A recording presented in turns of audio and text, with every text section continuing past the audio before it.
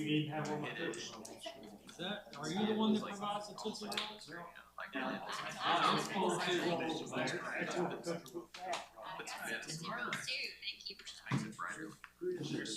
of like. I did read Is that right?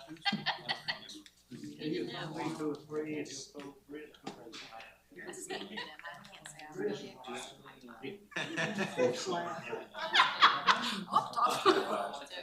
We were when we. We'll work out there, back and forth.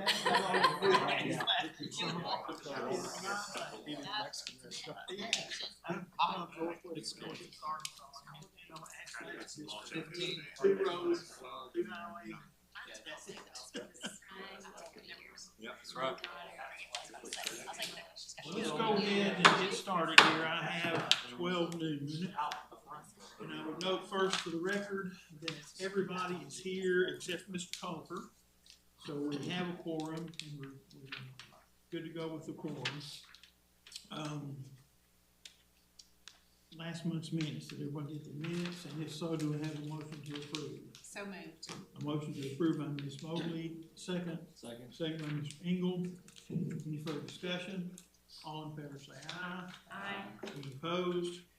Those minutes are unanimously approved as presented.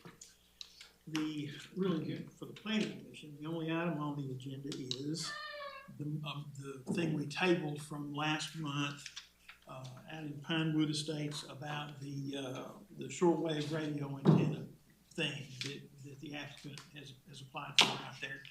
And we have gotten an opinion from the city attorney to the effect that federal law requires that we allow this application. So that just takes precedence. The federal law supersedes everything else. So we approve it. I have a motion by Mr. Green to approve it, a second by Mr. Boyd. Any further discussion? All in favor say aye. Any opposed? That conditional use permit is unanimously approved as presented. And I will now, since that's all I have on the agenda for the planning commission, I will adjourn the planning commission and I will call into session the zoning board of adjustment. So we are now in session as the Board of Adjustment. I would note for the record again that everyone is here except Mr. Culver. And we have one item on this agenda, and that is another carryover from last month with regard to a sign variance request out of some property on Ray Street that we talked about this last month. And we tabled it. So, Mr. Stafford, where are we on this agenda item? Yes, sir. So I was not here at the meeting last month, and so I think there was some discussion on what would be allowed in that area just by the code allows right now. I think there was some concern, could you potentially put up a lot of different signs in that area if this was not approved? If the variance wasn't approved, could they go in and put up a bunch of signs in the area? So, so it can get a little confusing, but so there's regulations regarding single tenant structures or multi-tenant structures. So that's one of the things to look at. The David's Burgers building sits on one lot. It is a multi-tenant structure. Each of those lots have been platted out, so different lots. So Dollar Tree is a lot, or the former Dollar Tree is a lot. Planet Fitness is a lot, and then the David's Burgers building, which has other tenants in it, is also a lot. So each one of those lots is allowed signage. So in essence, as it sits right now, Dollar Tree could put up a single tenant pole sign on their lot. The proposed sign right here sits technically on the David's Burgers lot. Okay, so that is their sign legally. So, but Dollar Tree could put up their own single tenant pole sign, and then Planet Fitness, because they have frontage on the access road, could also put up a single tenant pole sign on the access road. So they could each have one because they have one road frontage and they're single tenants. David's Burgers is a multi-tenant, so they're allowed multi-tenant signs. So one sign with each of the businesses for the structure And because they're on a corner, they can be allowed they're allowed 2 signs. There's a maximum size in the code, for the one sign, and then the second sign, has to be a slightly smaller. And so currently, as it is right now, even if that sign did not exist whatsoever, David's Burgers lot, because it's a multi-tenant structure, could have 2 multi-tenant signs, and the other 2 lots could have single tenant signs. So in essence, you could have 4 signs around that corner. The request here is for the Planet Fitness to remain on this pole there, and the David's Burgers and the other tenants to remain on this pole, as well as whatever becomes of the Dollar Tree building, which is vacant right now, also on that pole. So they're wanting to, stack that up. Well, that exceeds the square foot size of what would be allowed. I think the allowed surface area, there's a measurement that up to a certain size, the measurement is such that it's, I think there was some discussion that it could be up to 300 square feet. Well, going back and measuring the street frontage along Race, it actually can't. I think it's 100 and, hang on, it's 120 is the maximum square footage it could be. So that does not, it's well over that allowable 120 for the multi-tenant structure. So,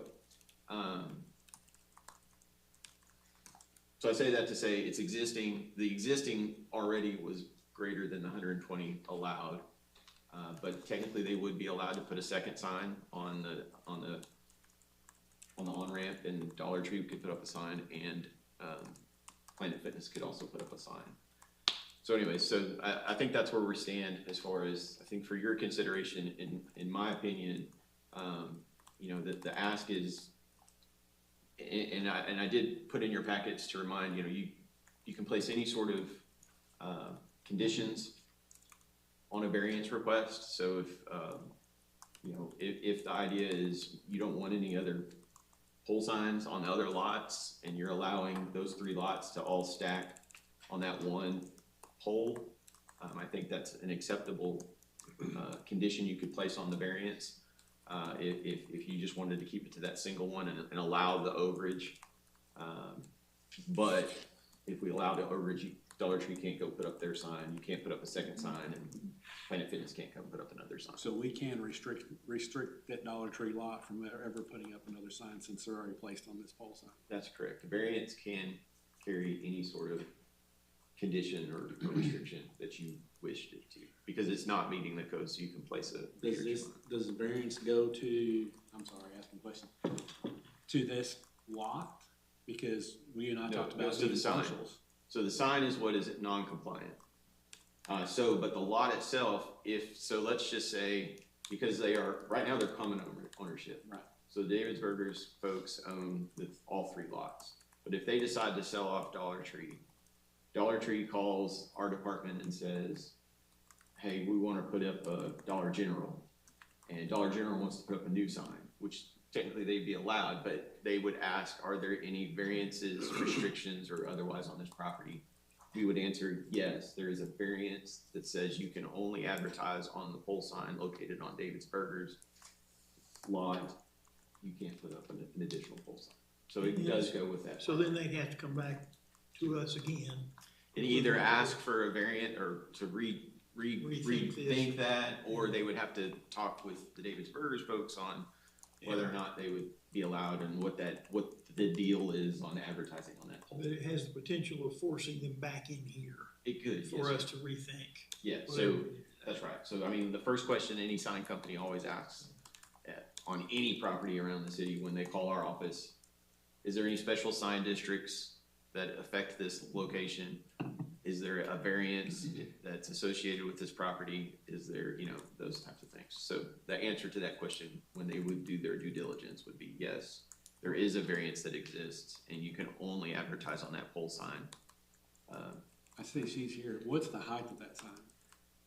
What's the height is our 50 foot to the top or 50 foot? Oh, the 50-foot height requirement, it's from the base to the top. Do you know what that one is?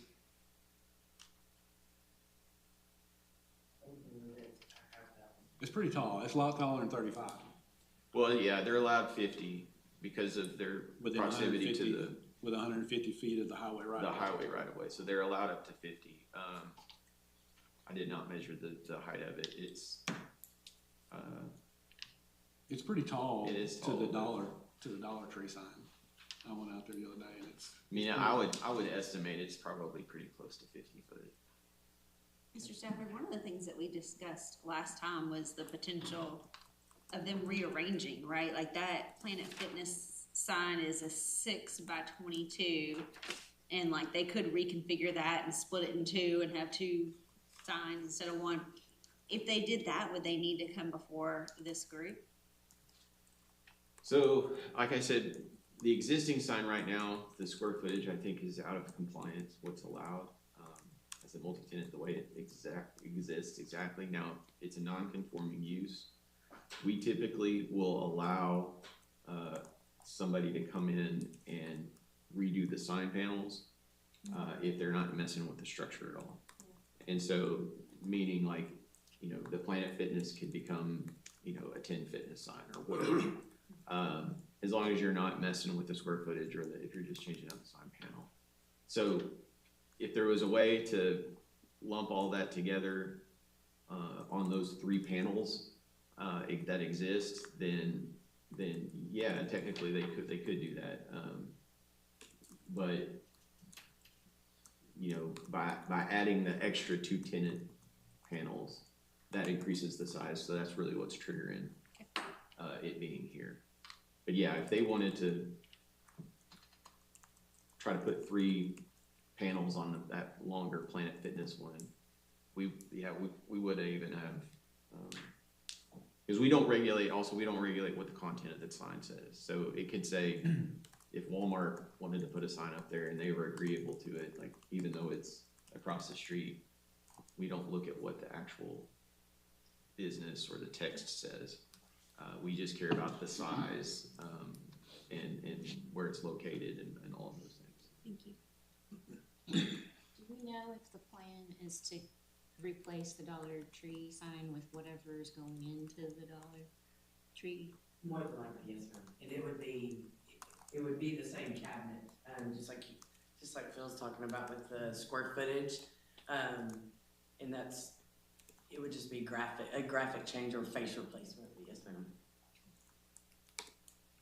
Based on our options, I think this proposal would be preferable to having 4 potential individual signs. I'm inclined to propose, or really I make a motion to approve with the conditions that have been stated about not adding additional signs in those other properties. To the Dollar Tree and the Planet Fitness one? That's right. What about the other side of? For these 3 parcels, that would be the one sign. If other alternatives ever came up, they would have to come back before the BZA. I'll second that.